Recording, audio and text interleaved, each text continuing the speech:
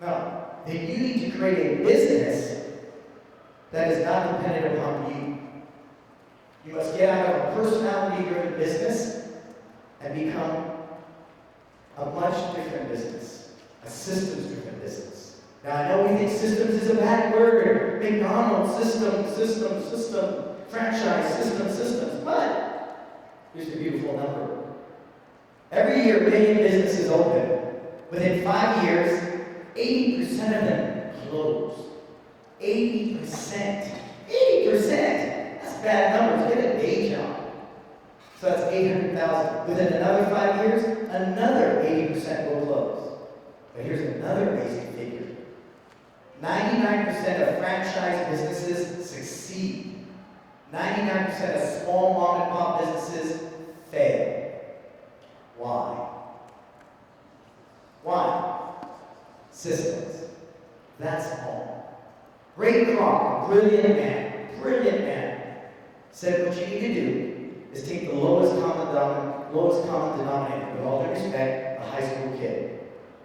Create these amazing systems for them to perform extraordinarily. My school is ran by 15 to 22-year-olds. The oldest guy on the floor teaching is 22 years old. We did $70,000 last month. We're at 503 for the year, so we're on the path to do $1 million again. Right? And you know the cool part? I'm not there. I'm here with you. How freaking cool is that? And I'm with my daughter. I'm with my family. It's just an amazing thing. Can you see that? So, include your personal goals. And that was the big shift, right? I want to be with my daughter. I want to spend time with her. That's all that matters. So I made that shift. Your personal goals. And that's important. And I was meeting with the Maya wealth guy out there. He said, do you have a 401k? I said, yes, I do. I max it out every year. I have a 401k for my guys. That's a basic pension. How many give your employees a pension plan? Hey, you want to become a company people want to work for. Even if it's just two of you, create a sub-micro. A sub-micro, we'll start with that. That's perfectly fine. But you need to become a company that people want to work for. Guy said to me the other day, he called me up, Professor, I'm so bummed out. I said, why? What happened? My best guy left me, and he opened up down the street. Who's had that happen before? Who's heard that horror story before? Raise your hand. Come on, we've all heard that one, right? Horrible story. Well, here's my response to him. My guy, my number one guy, just dropped out of college to work with me full time. So what was the difference? What was the difference? What do you think the difference is? Shoot it out. I had more to offer. Why? Why? Because I'm painting that vision of there. What there is going to look like. In 3 to 5 years, he will be at least an operations manager, or he will at least be an owner-operator, or a part owner. That vision is clear. He will be making $80,000 to $100,000 in the next 3 to 5 years. That is clear. Another example, and I learned this from Tim taught me this. I take all my guys out about 15 years old, rock stars. I take them and their parents out for dinner.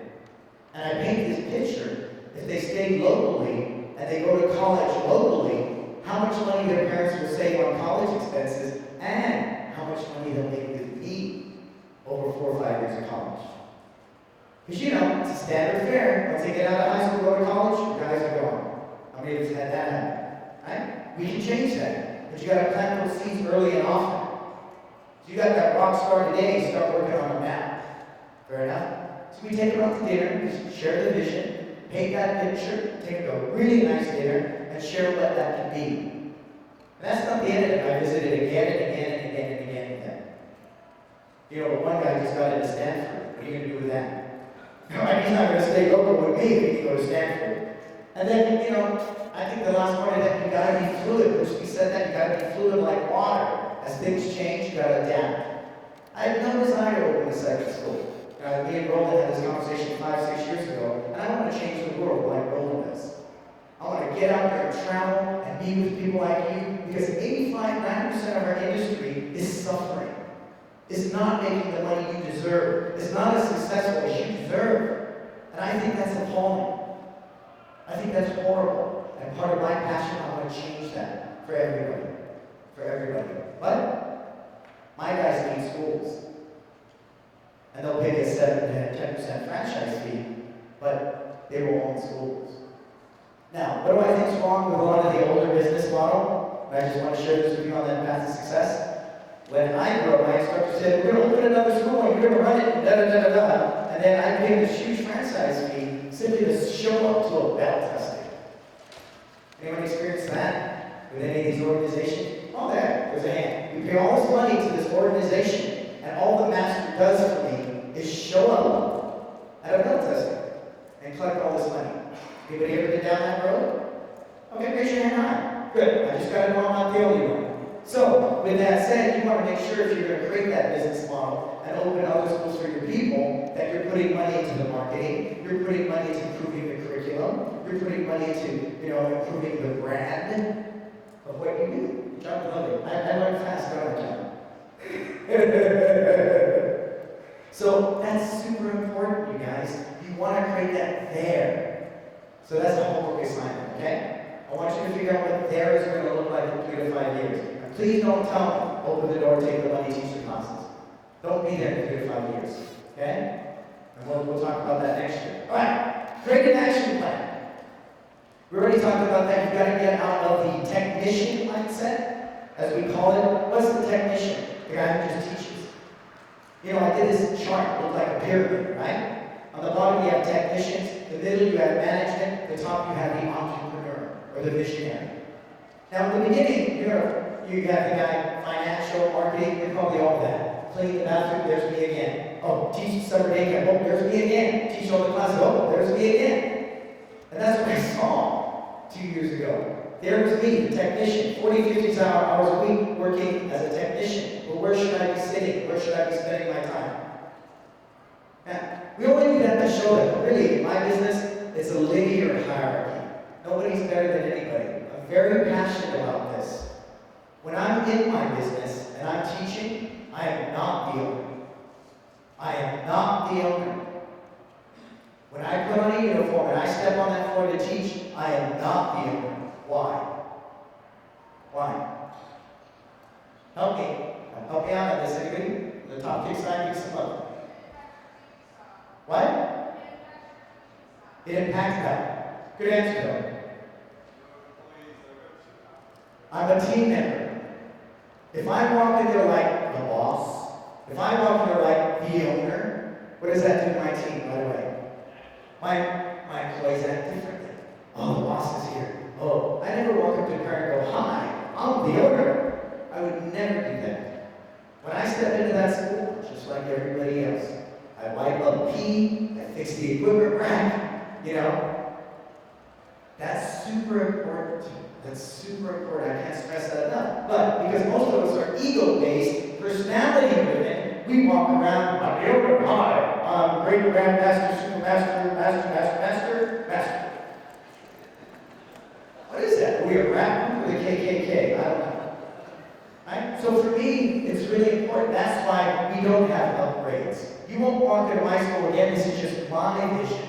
You won't see a white uniform, red uniform, blue uniform, black uniform. We all wear the same uniform, the black uniform. And one guy from Duncan said, well, how's anyone going to know who the instructors are? I said, the guy teaching. So we're very passionate in my core values and my vision of creating an environment of equality. Because every one of my guys know they can be me. And guess what? When you make mistakes, when you stumble and fall, you're not at this pedestal way up here. When you fall, it's hard. That's a great distance to fall. But if we're all equal, and we all exist in that vibe, guess what? Again, service-based. Service-based.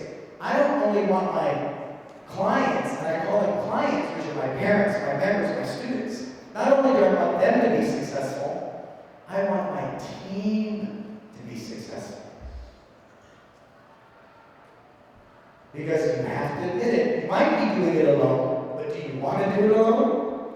No. So to build that community, you cannot do it alone. A couple guys said to me, they're here, and they close their schools to be here. How many of you close your schools to be here? Raise your hand high. You're losing money. No. That's not good. Yeah, that needs to change.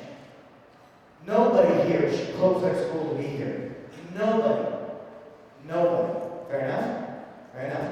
So, as I shared, you want to own your business, not your business own you. For most of us, including me, I created a job for myself.